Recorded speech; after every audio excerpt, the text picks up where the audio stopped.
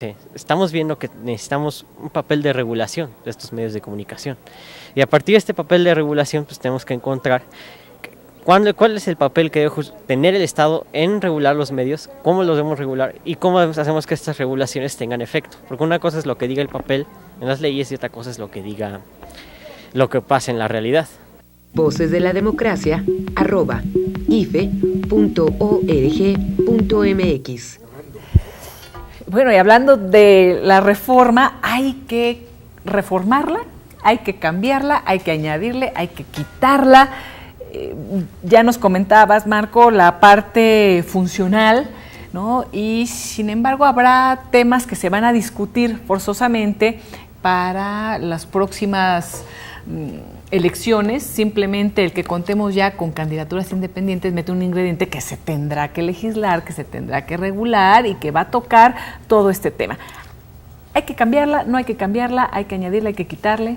Yo creo que sobre la base de definiciones claras y contundentes, lo que no hay que cambiar es el sentido de la propia reforma que implica mejorar, afianzar la equidad en la competencia electoral, que implica no vender los spots. Es decir, yo creo que esa es una piedra nodal, por un lado. O sea, que la propaganda se siga realizando en tiempos oficiales. Y en tiempos del Estado. Que no, sí, claro. que no nos cuesten en ese sentido, que siga siendo... En ese sentido, sí, claro. Bien. Ajá. Ahora, como decía la chica universitaria hace unos instantes, sí, hay vacíos que tiene la propia norma o partes que valdría la pena fortalecer. Yo soy de los que creen que aunque la influencia no fue como llegó a decirse, las encuestas sí tuvieron un efecto. No creo que determinante, pero la encuesta de GEA-ISA difundida diario durante 90 días,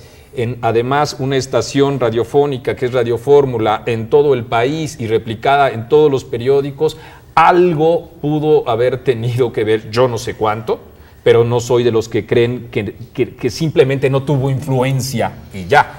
¿Qué quiero decir? Quiero decir que vale mucho la pena dar una vuelta de tuerca a la regulación del rigor con el que se expresan las propias o se difunden las propias encuestas. Entiendo que lo hay, entiendo que hay un marco normal, pero algo pasó y que va mucho más allá del reconocimiento público que hace Ciro Gómez Leiva, en el sentido de que no hay defensa editorial de lo que hicimos, sino no hay defensa editorial, eso es evidente. ¿Cuál es entonces la argumentación técnica que creo que a muy pocos nos quedó claro para que se haya generado esta situación? Y por último, la publicidad engañosa.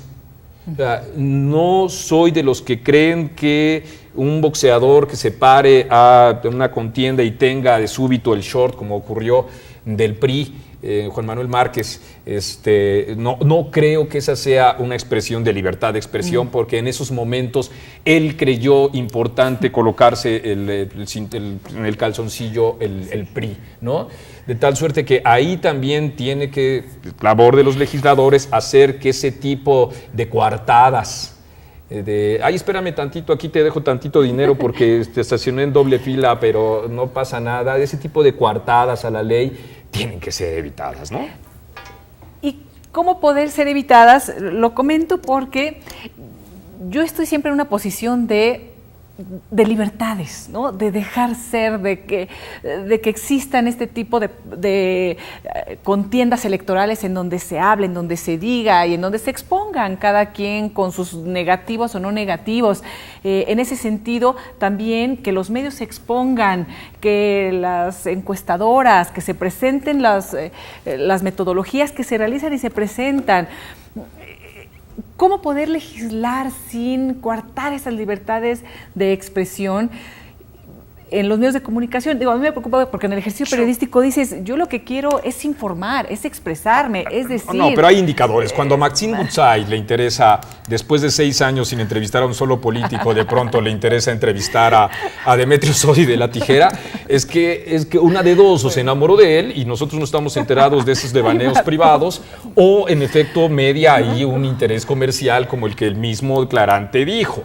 De tal suerte que incluso con los mismos criterios que hace la televisión comercial con las marcas privadas, si alguien llega con una playera Nike, se les ponen un cintito, de la misma manera en la que si alguien llega en el chón, así con un logotipo del revolucionario institucional, óyeme, no, esto es publicidad, no me cabe la menor duda, porque en lo que sí no coincido con las televisoras es que digan, es que la mejor manera de demostrar la publicidad embosada es que haya factura. No, a ver, no. Es que haya la intención clara, anómala, fuera de la costumbre, en la que nosotros veamos de pronto a un determinado actor diciéndose que es del Partido Verde Ecologista de México en medio de un culebrón en donde está a punto de besar a, no sé, ¿no? Ese es un problema, porque eso sí ocurre. Es que ¿no? sí sucede, o sea, lo que estás mencionando sucede y entonces ya... Mira, amor mío, te invito a que vayamos juntos a ver al Partido Verde Ecologista de México. Curiosamente, al final de la telenovela que tiene 20 y tantos puntos de rating, ¿no? Bueno, está ese tema, pero volvemos a lo mismo. La transparencia en los recursos. Yo pienso que transparencias, ¿hacia dónde pero se eso no obliga estos? a los privados. Pero no es el problema. ¿Y se tiene que obligar a los privados? No, yo creo que está muy difícil pensar en eso, ¿no? Eso es lo que... Marco dice ajuste de vuelta de tuerca, sí. Vuelta de tuerca. Yo diría que muchísimos de toda esta reglamentación tiene que ver con una historia. Nada es cultura, claro. Inocente, tiene que ver con una historia. Espero, y pienso que además lo estamos logrando, que la sociedad mexicana está construyendo otra historia, está generando otra base social que en algún momento le va a permitir, y así espero, le va a permitir, pues al contrario, ya no dar vuelta de tuerca, sino desenrollar, porque ya no requieres tantas acotaciones, porque el proceso está legitimado en sí mismo, porque los ciudadanos saben que pueden votar y tienen una elección libre, etcétera, etcétera. En la medida que el Instituto Federal Electoral, que sigue siendo, a pesar del discurso de unos políticos, de las instituciones más confiables del país, sin duda, no lo ha perdido porque alguien esté todo el día denostando al instituto, en la medida que el instituto siga con ese camino, que se quede claro que los votos se cuentan y son lo mismo que dijeron el PREP y que dijeron mejor la el encuesta monitoreo de salida, etcétera. Todo ese tipo de cosas, me parece que un día habrá que pensar, yo pienso que sí, las leyes siempre son perfectibles y no solo hay que caminar en la dirección de apretar, sino en un momento, una vez que están garantizados los espacios de equidad, que todos pueden participar bajo las mismas condiciones, que los votos se cuentan, que el instituto es autónomo y responsable, bla, bla, bla, todas estas cosas, pues se puede ir desregularizando, se puede dejar espacios a la libertad de el costo de los que participan. Estamos hablando como las acciones... Una idiotez, pues pagas la idiotez que dijiste. No te voy a castrar para que no digas idioteces, pues si eres un idiota vas a decir idioteces, págala delante de la gente, ¿no? Puedes decir una idiotez y además pagarla o no. Hay quienes, no sé, hace 20 años cuando Jacobo Saludowski presentó al Chupacabras, creyeron que en efecto, porque su fuente era internet, creyeron que en efecto estaba dando una primicia, y no estoy hablando de un chiste, es decir, se puede también decir una cosa inverosímil que siempre habrá gente dispuesta a hacerlo. ¿Por qué lo digo? Lo digo porque la norma no evita el hecho de que haya quienes en el pleno ejercicio del periodismo definan su propia agenda por muy inverosímil como el chupacabras que nos parezca. Por ejemplo, este señor José Aquino, ¿no?, que demandó a Enrique Peña Nieto, etcétera, etcétera, que fue su demanda atendida por horas y horas por parte de la señora Carmen Aristegui. No obstante, el IFE, el TRIFE y el propio colegio el Tribunal de California en los Estados Unidos declararon que era una tontería, la descartaron por frívola esa demanda en contra de ellos. E incluso el propio abogado de José Aquino, o sea, ya lo peor, ¿no?, como el chupacabras en la hoja, el propio abogado dijo, es que este señor José Aquino me engañó y me mostró un contrato supuestamente firmado por por él y sin los militantes del PRI. Bueno, en pleno ejercicio de su libertad de expresión, la señora Carmen Aristegui lo consideró gravísimo y le dedicó alrededor de 18 horas. En pleno ejercicio de su libertad de expresión, cuando todo el mundo se pitorreó de este pobre hombre, pues le dedicó 10 segundos. Bueno, eso no hay una norma que pueda tipificar el hecho de que alguien pues elija al señor Aquino y no elija, por ejemplo, cuáles fueron las triangulaciones financieras del gobierno del Distrito Federal para favorecer a Andrés Manuel López Obrador, ¿no? Entonces, cada quien va definiendo los chupacabras, los señores Aquinos como elementos interesantes dentro de la propia cobertura, y la ley lo permite con toda claridad. Incluso, en algunos casos, hasta puede uno ser héroe o heroína si de lo que se trata es de darle verosimilitud al chupacabras o a José Aquino, ¿no? La temática está ahorita en un momento, digo, la temática de libertad de expresión, de reforma electoral, importante, interesante, porque surgirán nuevas reglas, habrá nuevas leyes que se van a discutir o reformas que se van a discutir en el Congreso. En algunos otros espacios de debate comentábamos que muchas veces queremos que a nivel electoral se resuelva lo que políticamente no se o culturalmente no se ha resuelto en la vida de nuestro país, ¿no? En la vida democrática de nuestro país, y entonces tendremos que ir esperando a que se acomoden también las piezas en ese sentido, ¿no, Marco? Y el mercado, ¿no, Rubén? Y el mercado, la gente, ¿no? que decide a quién escuchar o quién no escuchar. Así es, yo pienso que buena parte de esto pasa, huevo gallina, pues no.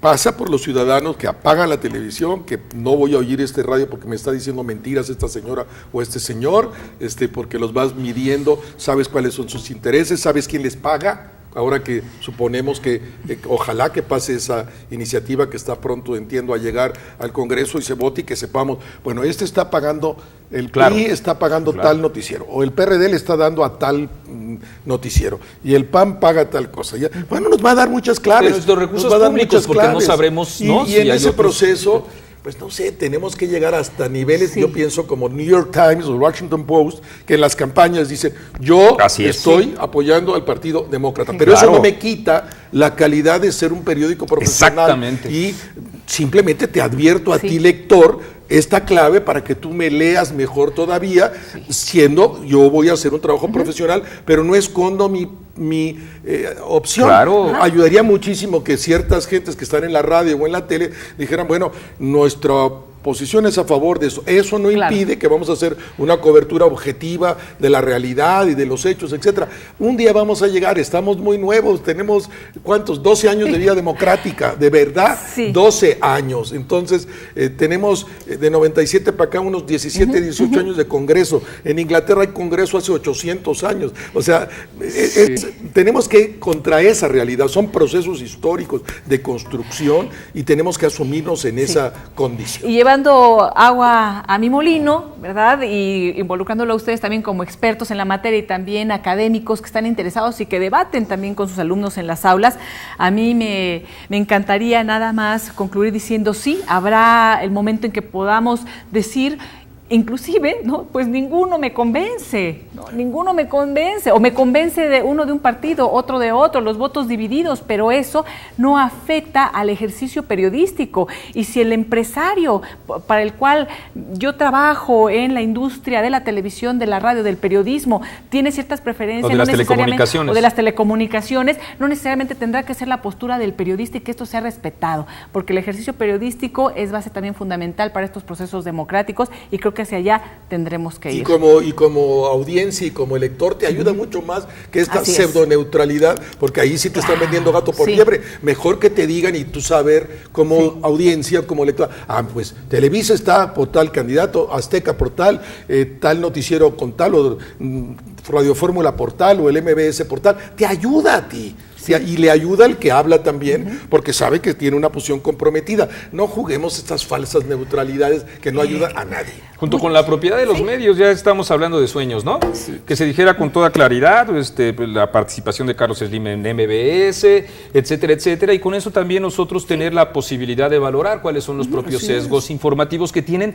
No hay nada más claro, natural, porque entiendo que lo que decimos Rubén y yo, bajo ninguna circunstancia es con el escapulario en la mano, ni pontificando, transparencia, conocimiento, ni nada por el estilo, información, sino con toda transparencia. Creo que eso es lo importante. Que es parte de la libertad de expresión. Y a propósito de Agua para tu Molino, creo que inicias un nuevo proyecto. Me da muchísimo gusto. Gracias, Marco. Te veo muy bien. Muchas gracias. Estaremos también aquí